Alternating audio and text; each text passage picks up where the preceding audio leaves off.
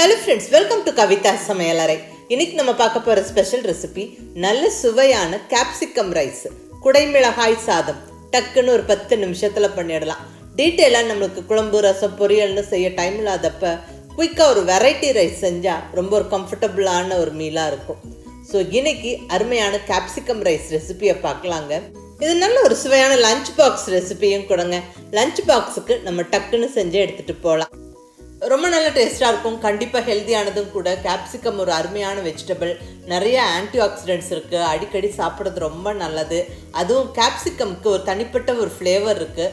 அது நிறைய பேருக்கு ரொம்ப பிடிக்கும். இந்த மாதிரி சாதம் பண்ணும்போது எல்லாருமே என்ஜாய் பண்ணி சாப்பிடுவாங்க. வாங்க ரெசிபி எப்படின்னு பார்க்கலாம். இங்கே ஒரு கப் அளவுக்கு உதிரியான சாதம் எடுத்து வச்சுருக்கிறேன். புதுசாக வடித்த சாதமாக இருந்தாலும் சரி, இல்லை லெஃப்ட் ஓவர் ரைஸ், காலையில் வடித்த சாதம் நைட்டு கொஞ்சம் மிச்சம் இருந்தால் நம்ம இப்படி ஒரு கேப்சிகம் ரைஸ் பண்ணி சாப்பிடலாம். ரொம்ப நல்லாயிருக்கும். இது நீங்கள் ட்ரை பண்ணி பாருங்கள். லஞ்ச் டைமுக்கும் லஞ்ச் பாக்ஸுக்கும் இது ஒரு நல்ல ஆப்ஷனுங்க. இங்கே ஸ்டவ்வில் ஒரு அடிகனமான கடாய் வச்சு இதில் ஒரு 2 ஸ்பூன் அளவுக்கு எண்ணெய் சேர்த்துருக்குறேன். எண்ணெய் சூடானதுக்கப்புறம் 1 டீஸ்பூன் கடுகு உளுந்தம்பருப்பு போட்டு நல்லா பொரிய விட்டுறலாம். கூடவே 1 டீஸ்பூன் கடலைப்பருப்பும் போட்டு நல்லா பொரிய விட்டுருவோம்.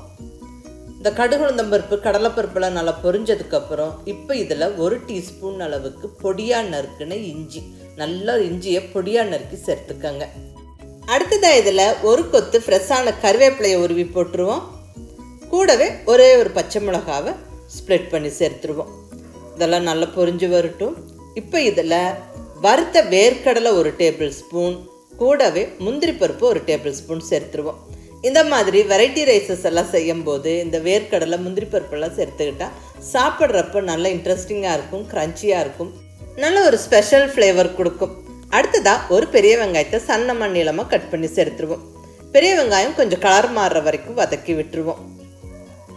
நல்ல 1 நிமிஷம் நல்லா அந்த பெரிய வெங்காயத்தை வதக்கி விட்டுருங்க.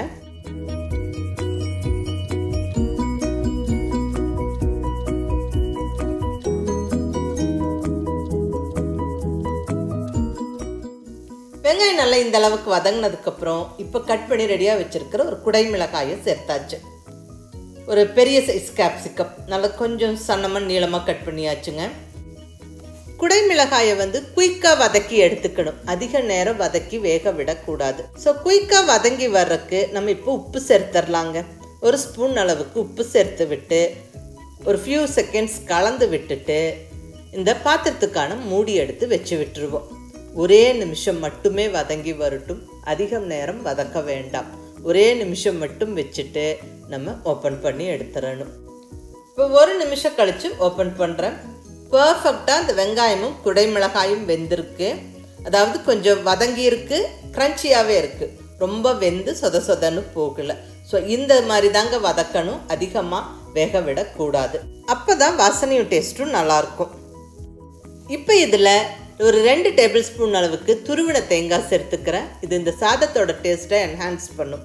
அடுத்ததாக ஒரு ஃபுல் டீஸ்பூன் சாம்பார் பொடி சேர்த்துக்கிறேன். இந்த சாம்பார் பொடியிலே சீரகம், மல்லி, வெந்தயம் எல்லாமே நம்ம சேர்த்து தான் செஞ்சுருப்போம். ஸோ வெறும் மிளகாத்தூள் சேர்க்கிறத விட சாம்பார் பொடி சேர்த்துக்கிட்டா இந்த சாதத்தோட டேஸ்ட்டு ரொம்ப நல்லாயிருக்கும். சாம்பார் பொடி சேர்த்து ஒரு ஃபியூ செகண்ட்ஸ் வதக்கி விட்டுட்டு இப்போ நம்ம வடித்து ரெடியாக வச்சுருக்கிற ரைஸை நம்ம சேர்த்து விட்டுருவோம்.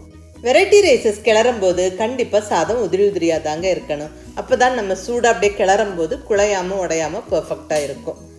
ஹை ஃப்ளேமில் ஸ்டவ்வை வச்சுக்கிட்டு டக்குன்னு அப்படியே ஈவனாக கலந்து எடுத்துருங்க. பாருங்கள், எல்லாம் நல்லா கலந்தாச்சு. சாதம் நல்லா உதிரியாகவும் அதே சமயம் நல்லா கலர்ஃபுல்லாகவும் இருக்குது. இப்போ இதில் பொடியான இருக்கிற கொத்தமல்லி இலை கொஞ்சம் தூவி விட்டுருவோம்.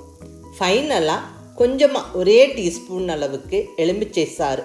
இது ஆப்ஷனல், விருப்பப்படுறவங்க சேர்த்துக்கங்க, இல்லைன்னா ஸ்கிப் பண்ணிக்கலாம். பட் இந்த சின்ன புளிப்பு இந்த சாதத்துக்கு நல்ல ஒரு டேஸ்ட்டு கொடுக்கும். அது ட்ரை பண்ணி பாருங்கள். அவ்வளோதாங்க, நல்லா கிளறி விட்டு சுட சுட பரிமாறிடலாம். அவ்வளோதாங்க, அருமையான சுவையான குடைமிளகாய் சாதம் கேப்சிகம் ரைஸ் ஜம்முன்னு ரெடி ஆயிடுச்சு. இது ஒரு குயிக் அண்ட் ஈஸி ரெசிபி. வடித்த சாதம் வீட்டில் இருந்தால் டக்குன்னு அடுத்த 10 நிமிஷத்தில் இந்த கேப்சிகம் ரைஸை நம்ம செஞ்சிடலாம். எல்லாருமே என்ஜாய் பண்ணி சாப்பிடுவாங்க. ரொம்ப நல்ல டேஸ்ட்டாக இருக்கும். மிஸ் பண்ணாமல் இதே மாதிரி நீங்கள் ட்ரை பண்ணி பாருங்கள். எல்லாருக்கும் ரொம்ப பிடிக்கும். பாராட்டு நிச்சயம். இது ஒரு அருமையான லஞ்ச் பாக்ஸ் ரெசிபிங்க. டக்குன்னு செஞ்சு லஞ்ச் பாக்ஸை பேக் பண்ணிடலாம். தொட்டுக்க பொரியல் வைக்கலாம், இல்லை ஜஸ்ட் ஒரு அப்பளம் சிப்ஸ் எல்லாம் வச்சுட்டு சாப்பிட்டாலும் ரொம்ப நல்லாயிருக்கும். டீட்டெயிலாக ரொம்ப நேரம் சமைக்கிறதுக்கு டைம் இல்லாதப்போ குழம்பு ரசம் பொரியல் நல்லா செய்யாமல் இந்த மாதிரி ஒரு ரைஸ் செய்யும்போது எல்லாருமே விருப்பமாக சாப்பிடுவாங்க.